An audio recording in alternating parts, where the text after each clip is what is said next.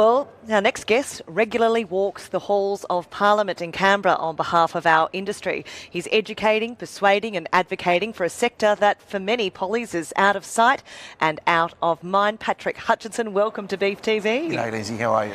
Hey, are politicians out of touch with ag? Look, I don't think so in some circumstances. I think more importantly what we've found is that they're a group that really wants to play towards a number of key demographics, whether it be both either their own electorates or in fact electorates that have votes in them. And so it is a tightrope that they walk. But I think that there are on occasions sometimes baffling, and even the Prime Minister said that on this show this morning, that there are baffling times and baffling decisions. But I think overall they do understand, but the key thing is getting them to understand more. Your finger is firmly on the pulse of everything that's moving in our industry. What could impact it? What is the biggest opportunity and separately the biggest challenge over the next 5 years for beef? Look, certainly we've got a huge opportunity out there. We're seeing more markets coming on stream, such as the UK.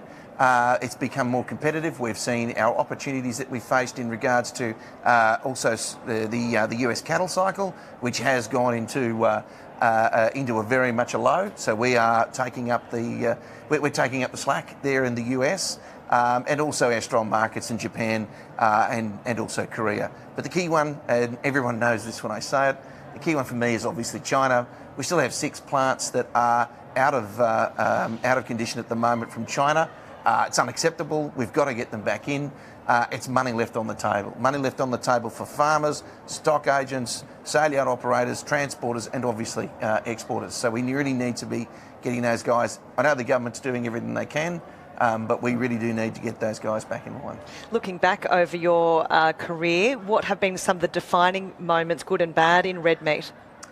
Look, I think that there's so many, you can look across a timeline that allows you an opportunity to really focus on those.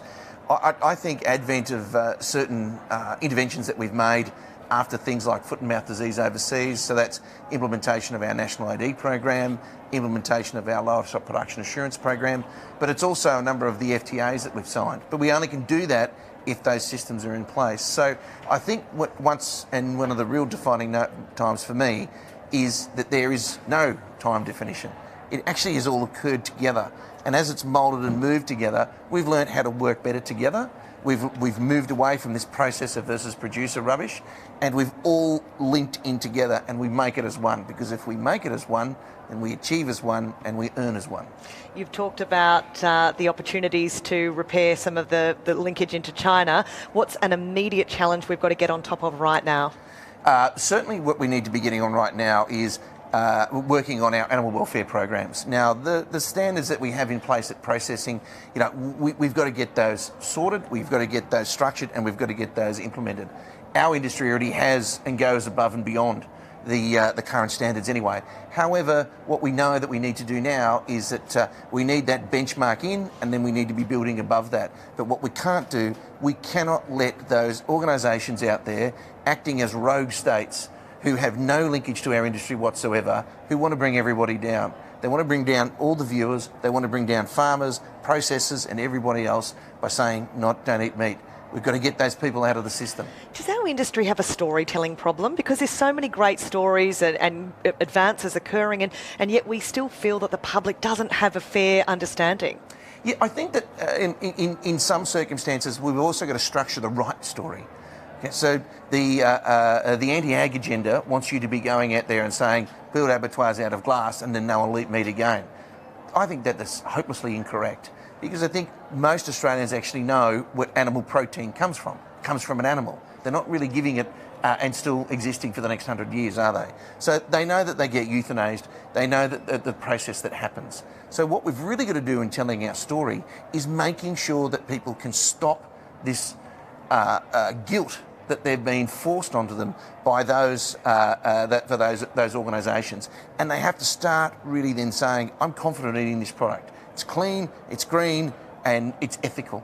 And we've got those systems already in place. It's just making sure that they feel confident in consuming our great product. Patrick, before I let you go and enjoy the sunshine out there at Beef 2024, I know you've personally got a big focus on women in the workforce here and the broader next generation workforce coming through. Absolutely, Lindsay, and thank you, because that is something that we've been working on tirelessly. We've now, AMIC was the original group to bring out Meet Business Women. It's a global group. And that's now been taken over by a former employee of AMIC, Stacey McKenna. That's just grown, and we just had a recent conference of Meet Business Women in Melbourne with over 200 attendees, and it's a group that's growing. And what we need to be recognising, that's half the population.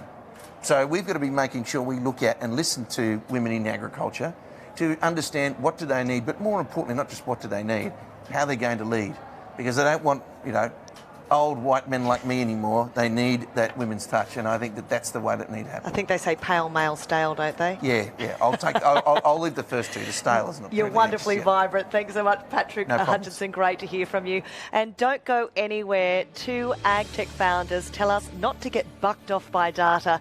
And ANZ releases their triannual beef market report with the major findings revealed here on Beef TV.